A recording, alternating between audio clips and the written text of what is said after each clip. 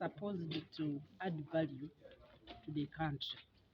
And education adds value to the country by improving the people, equipping the people with knowledge, with skills, and competencies. Then those people are supposed to use those to apply them to their things that they have in the environment. And they add value and create jobs and create products and create technology, which makes life easier. However, our education system, the kind of training that they give people is not related to what is in their environment, which they should add value to. And as I explained, that is historical. It has come out of where our education came from. It was meant for us to be a source of labor to produce certain things, raw materials. If it is minerals, you mine and then you send. You don't really learn the skills and competencies that are involved in creating value out of those minerals. And so the education also skipped that part. So now when we train people, we give them a lot of knowledge, a lot of knowledge. You see children in O level, they are learning a lot of difficult science.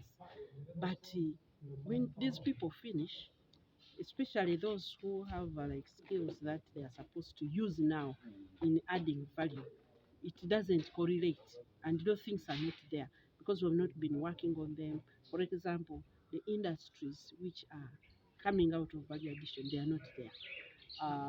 Factories which are making products which these people are learning the science which is related to. You learn about computers, but there's no factory making computers. So when you learn about computers, you finish learning about computers, where do you go to work? There is no factory making computers where maybe you can innovate and add your thing. So that kind of discordancy in education had caused the science in the country to go down.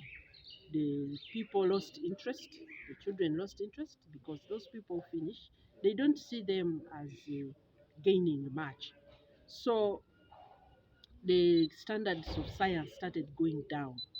And the universities, for them, they continued. They continued now working with people from outside.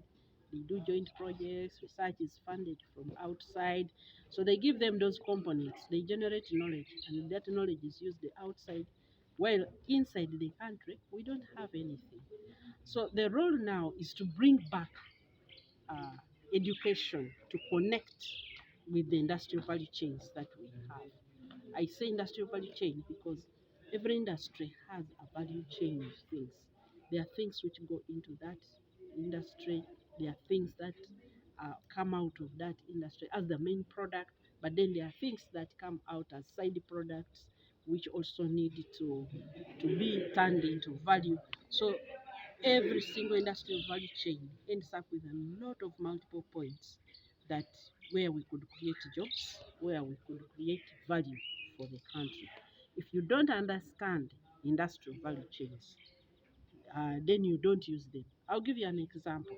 We have not understood the industrial value chain for cassava. So we only eat cassava. Now eating cassava is like 2% of the value that is in cassava. So when we grow cassava, we throw away the leaves, we, we throw away the leaves, we throw away the sticks, we throw away the peelings that we remove from the cassava, then even the root which we get, we simply dry it a little bit, cook, or we either cook it the flour or we cook it fresh and eat, and that's it. But in countries that understand industrial value chain, cassava has more than 100 products, and those products get into their lives. It gets into medicine, it gets into fuel, it gets into a lot of other pharmaceuticals. There are so many other applications. So you find that when you grow cassava, it's a highly valuable crop. And just you imagine from cassava, you are making 100 different products.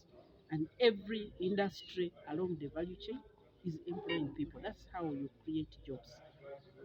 And you see that in wheat.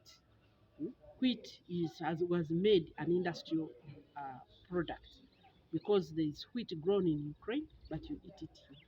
because when you go for breakfast, chapati is wheat, bread is wheat, cakes are wheat, donuts are wheat. Almost every food you want to touch is wheat.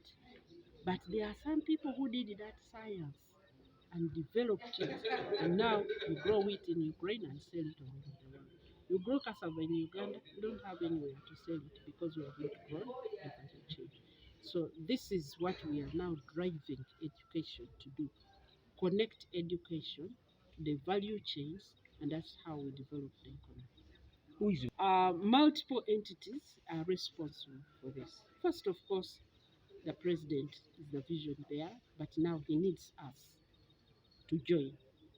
The president is the overall, but now he needs the ministers to take the responsibility. So the minister, me as the minister for science, I take responsibility to work with my colleagues in education and also other entities. For example, we have a lot of research going on under many entries under the Ministry of Health. There are also research institutions under agriculture. There are research institutions under the minerals department. So my role is to make sure that the value chains are brought to all these people and they are coordinated. And then we bring that information into education. And we begin to work on this curricula. We are still teaching like that all the time. People brought for us a curriculum which was to help us to produce to produce raw materials, but it has kept going like that.